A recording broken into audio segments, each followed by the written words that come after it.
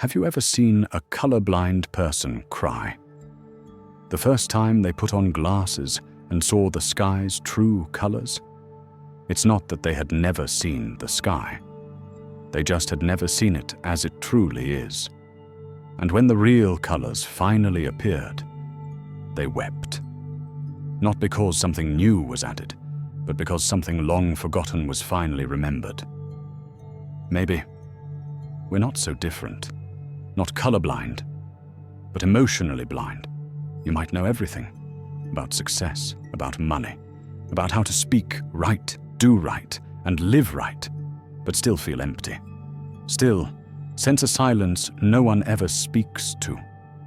Still carry a hollowness in your heart with no name. Maybe you don't lack love, you've just forgotten how to feel it. This world taught you to be strong, independent, and fine, exactly as society defines it. But deep within, there is a part of you that once knew what true connection felt like, that once believed love never had to be earned, that once trembled under the weight of a sincere gaze. That part is still here. It didn't die. It's just been waiting for you to remember. And if you're still here, still listening, then this video is for you. Not to teach you anything, but to walk with you on the quiet road back to the feeling you once called a miracle. Have you ever watched a child look up at the sky and gasp in awe at a passing cloud? They don't find it beautiful because someone told them it is. They see it because they still feel it. But what about you? Have you ever seen a single leaf drift through the evening wind? A moment too simple to be called sacred, yet too beautiful to dismiss as ordinary. That moment, that's a form of awakening. No noise, no witness, just you and something vaster than yourself, breathing together. But then we grow up. We learn to label everything. Miracles? Not logical. Feelings? Not efficient. Awakening? Only for people who meditate long enough. And so, one day, you stop. Not because you've awakened, but because you're exhausted. Have you ever felt like that? A perfectly normal day. But suddenly, nothing means anything. You see the light filtering through a window, hear soft music in the background, feel like the world is glowing. But inside, there's only a numb coldness. It's not because the magic is gone. It's because you've forgotten how to see it. It's not because love disappeared. It's because you've grown used to not feeling anything at all. That's why the story of the leper woman brings millions to tears. She had nothing. No hands, no nose, not even a name. But her eyes held the gaze of unconditional love, and the stubs of her hands touched the head of a stranger and blessed them. Someone once asked, "Why did that story make me cry?" The answer is this: because your soul recognized something your mind couldn't name. You didn't cry out of pity. You cried out of remembrance. You remembered that. You once knew how to love like that. You once were someone like that. And in that moment, you were no longer the observer. You were the one being blessed. Not by a saint, but by the pure energy moving heart to heart. That is what you've forgotten, but never truly lost. It doesn't ask you to believe anything. It only asks you to pause long enough to feel. India, a forgotten village, a place where people don't come to be healed, but to die quietly. Radhanath Swami, then just a young traveler, wandered into a leper colony. He hadn't planned to be there. He carried nothing except a heart still raw and tender. Within minutes, he was surrounded by figures who no longer resembled human form. They had no hands, no noses, no intact eyes. They had nothing left to hold. So they held on to him. like one would hold the last flicker of hope. They cried out, "Bakshish! Bakshish! Give me something! Please, mercy!" But he had nothing. Nothing but himself. And fear. And then, as they let him go, he turned and saw her, a leper woman, lying on the earth, her body dissolving, as if forgotten by God long ago.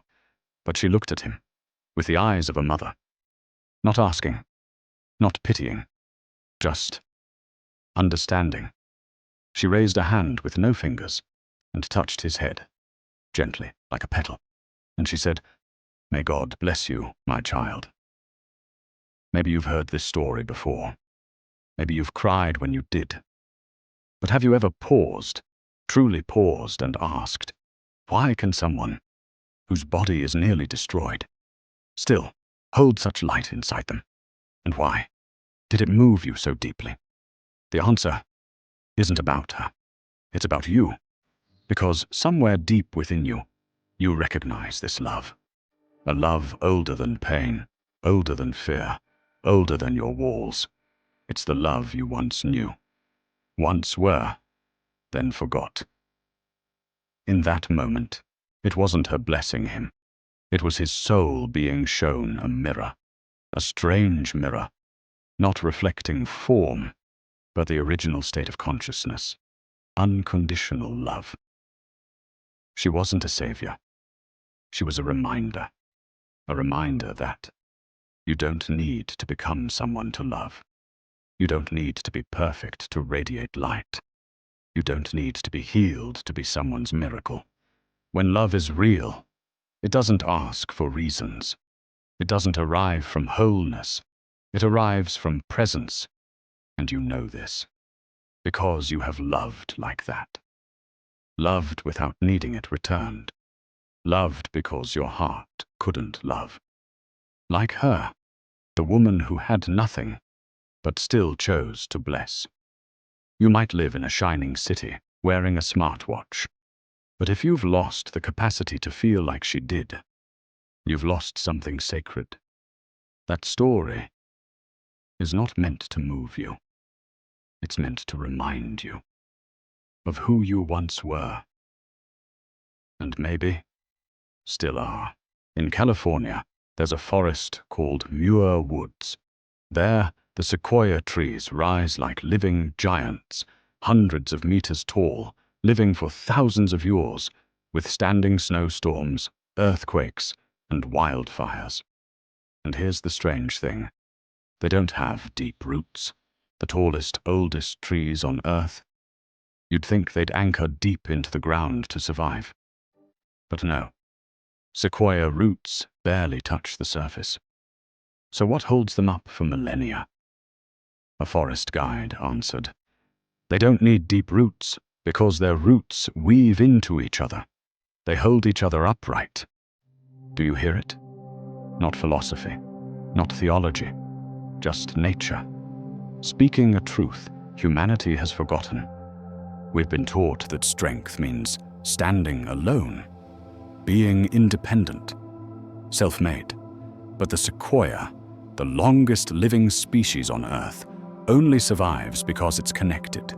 No root is stronger than the other. No tree acts as a pillar for all. Each one interweaves, because they know that no one survives alone. This is what modern society has reversed. We live in buildings taller than sequoias, on networks faster than wind. But our hearts grow colder. We build private homes, private walls, private lives, and call it freedom. But when night falls and the screen goes dark, do you sometimes feel something isn't right inside your heartbeat? You're not lonely because you're weak. You're lonely because you're human. Because the soul was built for connection. Sequoias don't need logic. They just know. Without woven roots, they fall. And so do you. No matter how wise, awakened, or healed you think you are, if you don't let someone in, you're severing your spiritual root system. The world doesn't need you to be the strongest. It needs you to be the one who knows how to hold roots, Maybe the person sitting next to you on the train, the one giving you short replies, the shopkeeper who didn't smile. Maybe they're falling, and maybe you're the only one reaching your roots toward them. Don't ask, what do I get from them? Ask, whose roots am I weaving with? And do I still allow someone to touch my soul? Because if even the mighty sequoia needs others to survive, there's nothing wrong with you needing someone too. Not to lean on, but to help each other stand tall through this storm. We were never taught how emotions work, only how to perform them. Since childhood, you were taught to be good when happy, not to cry too long, not to get too angry, not to love too early, not to dream too far. You were praised for controlling emotion, not for listening to it. And then you grew up in a world designed to numb your feelings. Noisy news. Social media is flooded with synthetic emotions. Likes, shares, hearts, comments. But what about your real feelings? We call each other friends, but can't touch each other's pain. We post beauty, but have no idea who is drowning behind the screen. We build images, and then get trapped in them. This isn't accidental, it's by design. This society doesn't fear your suffering, it fears your feelings. Because a person who truly feels is a person who can't be controlled. A person who hears the call of their soul is someone who no longer fits the mold. And so, everything around you starts to function as an emotional matrix. You're sad, they give you funny videos. You're lonely, they offer dating apps. You're anxious, they sell you a $2,999 coaching course. But if you begin to go silent, to feel deeply, to see clearly, they have nothing left to sell. Awakening isn't frightening. What is frightening is realizing how long you've been programmed without even knowing it. You can't feel anymore. Not because you're numb, but because your emotions were calibrated to serve a system, not your soul. When was the last time you cried because something was beautiful? When was the last time you sat alone? No phone, no music, no deadline, just you. Can you see it now? What you've called freedom might just be a soft web of paralysis. And the cruel irony is, you think you're in control, but if you can't feel, you're being controlled at the deepest level. Maybe you've passed through too many days without actually living. You replied to messages, completed tasks, slept 7 hours, but never truly experienced yourself. So from now on, don't just ask, what am I thinking? Ask, what am I not allowing myself to feel?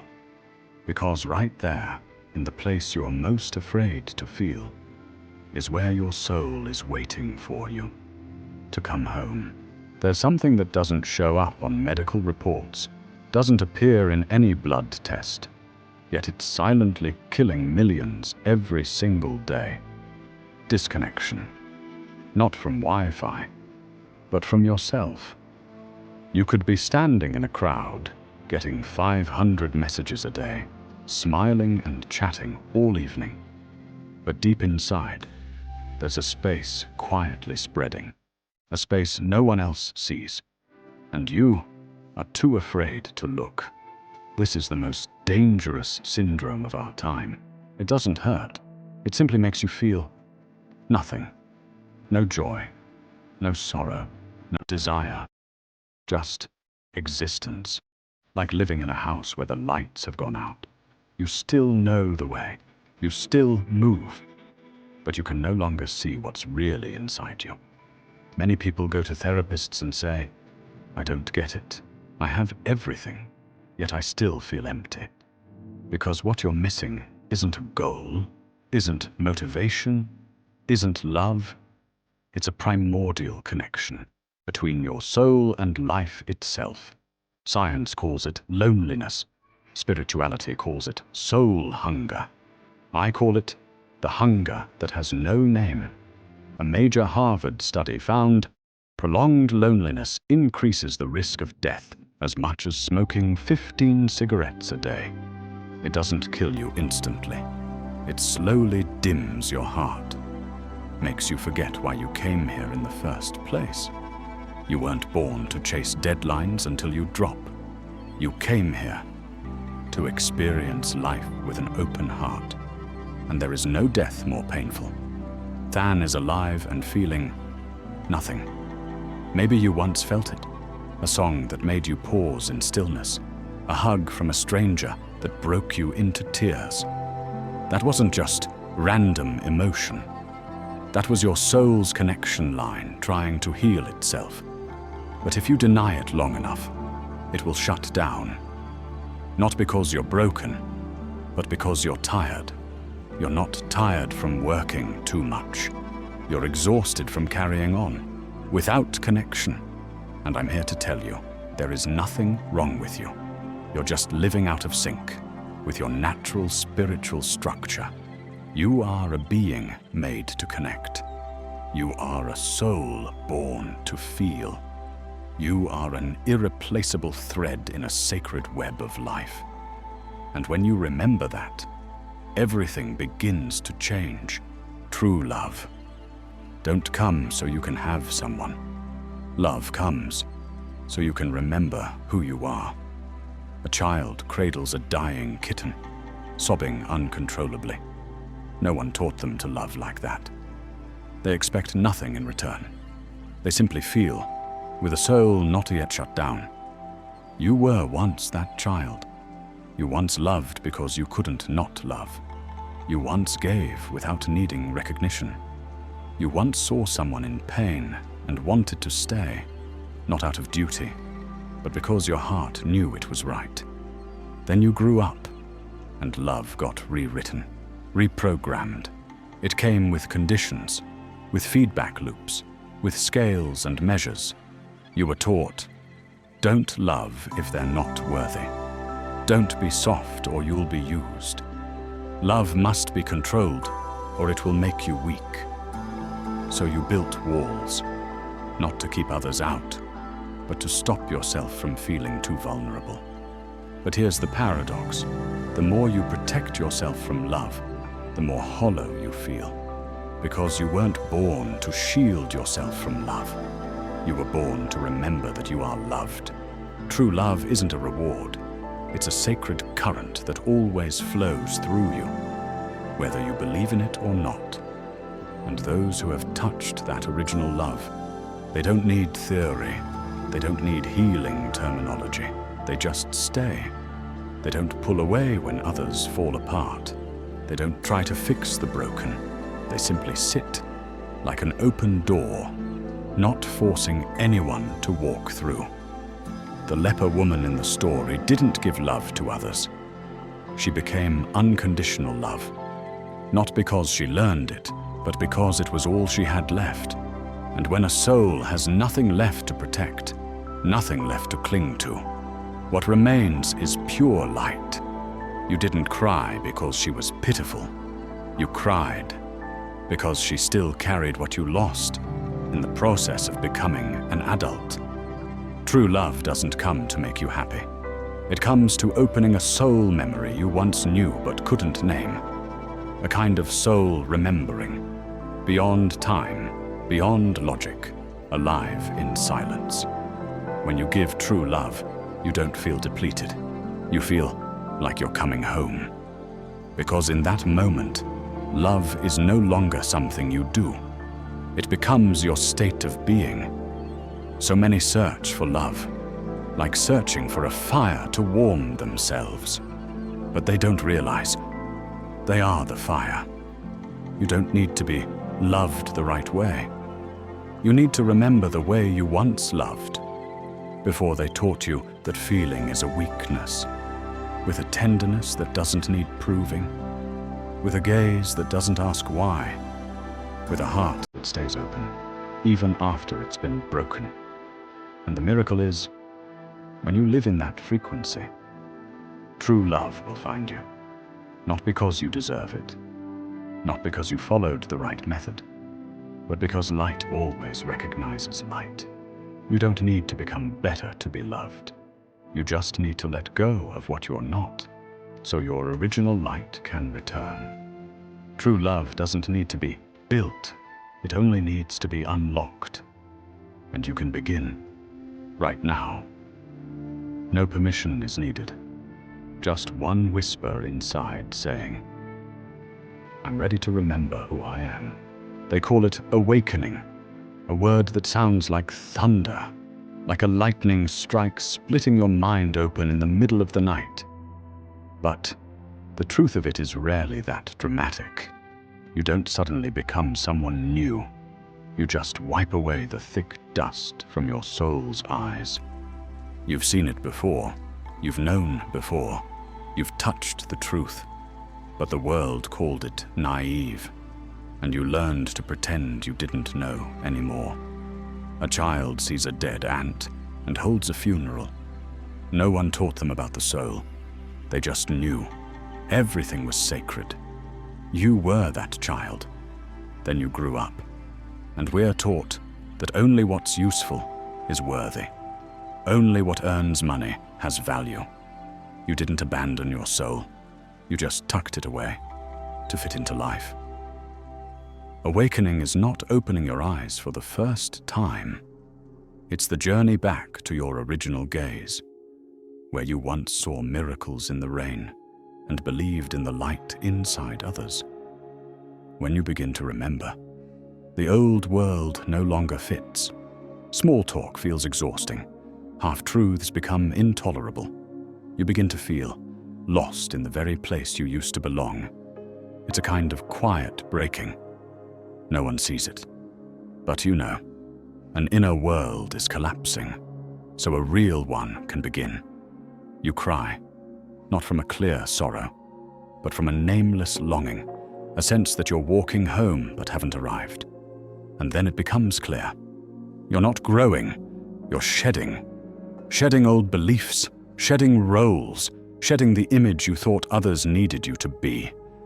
Ego doesn't die in loud drama. It dissolves in silence. It cracks every time you choose truth over performance. And this is your first return. You no longer see yourself as a healer.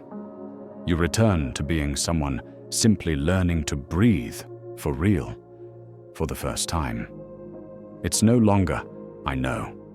It becomes, I'm not sure, but I've never seen this before. You begin to see beauty in the imperfect, sacredness in the fragile, and light in the places you once rejected. You realize what you need is not a method to awaken. What you need is the courage to stay with yourself when there's nothing left to hold on to. Awakening doesn't begin when you understand. It begins when you are willing to sit in a night full of questions and not rush to answer. You remember the first hug that made you feel safe, the glance that melted your defenses, the feeling of simply being yourself with no script to play. And you realize you never left the light. You only forgot. You are the light, not metaphorically, but literally at the level of structure. Light is the default setting of the soul. You don't need to reach the light. You only need to remember your frequency, the frequency of stillness, of truth, of love, unforced. And it begins with a very simple moment. You stop running, you sit, you feel, instead of trying to understand. When you hear a sentence and something inside you vibrates, that's not just emotion, that's a piece of your soul being called home. So if any part of this video has moved you in a way you can't explain, if it made your eyes well up or softened you in places you didn't expect, trust that. You don't need a reason. You don't need proof, because you're not awakening. You're just remembering. We're living in a strange era, where love is wrapped in filters Emotion is packaged into content, and authenticity has become a rare commodity. Have you noticed? We no longer feel with our hearts. We feel with crowd reactions. 100,000 hearts on a post. This must be something worth loving. A healing video with dreamy music. This must be high energy. Love is no longer something you experience. It's something you build a brand around. Is there anything wrong with posting photos of meditation or sharing quotes about love? Number. But there's something far more dangerous. When you perform emotion and no longer feel it, and that's what's quietly draining your soul, bit by bit. Today's world is not lacking people who talk about love, but it's deeply lacking people who sit silently beside you in pain without trying to fix you. Real ones don't try to shine. They simply stay when your lights go out. We've become experts at showing up right on social media, but we've forgotten how to hold someone without rushing to patch them up. When love becomes content, it loses its sacredness, because true love doesn't need to be proven. It only needs to be lived. Be honest with yourself. When was the last time you sat face to face with someone and truly listened? No phone in hand, no mental draft of your next reply. Just presence. Not because you're cold, but because the world has normalized emotional detachment as productivity. You're kind, you're smart, you're polite, but there's still a part of you that has never truly been seen. Real love doesn't come from performing perfectly. It comes from someone willing to show up without needing to look good. And you can be that person. You don't need to be perfect.